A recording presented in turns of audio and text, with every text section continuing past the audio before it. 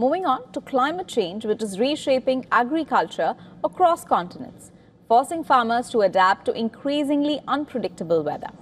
In Malaysia, premium durian growers are grappling with a mix of extreme heat, erratic rainfall, and volatile prices. Years of heavy rain disrupted flowering and pollination, reducing yields, while the year's hotter, drier weather triggered a bumper harvest that flooded the market and drove prices sharply lower.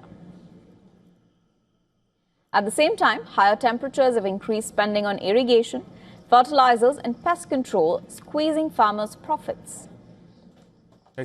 Given the situation, this year, many farmers will probably lose money because a lot of those costs are actually fixed costs. The selling price directly affects the farmers' earnings, their income. So this year, if they can just break even, that would already be a very good situation. It is very likely they will lose money this year.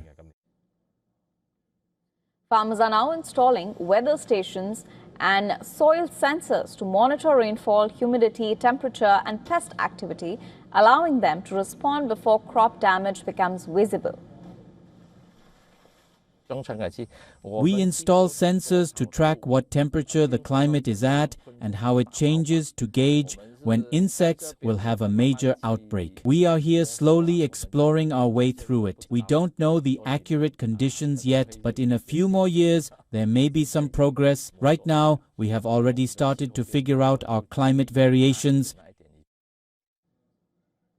Across Europe, farmers are adapting by shifting towards drought-tolerant crops such as chickpeas, lentils, and chia seeds. These crops require less water, fewer chemical inputs, and help improve soil health as well.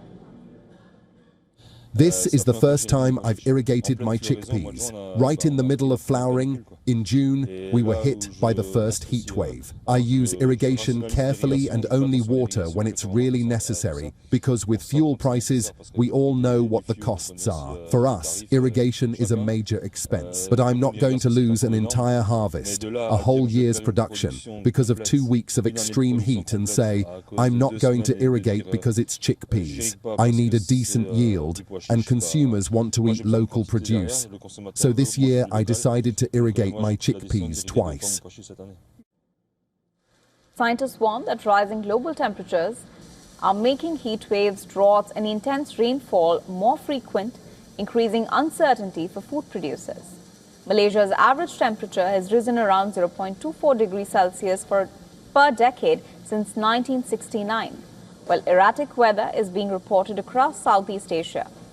The challenge is not only producing enough food, but maintaining quality, controlling costs, and protecting farm incomes. As China continues to dominate global demand for durians and consumers increasingly seek locally produced plant proteins in Europe, farmers are being forced to balance changing climate conditions with changing market dynamics.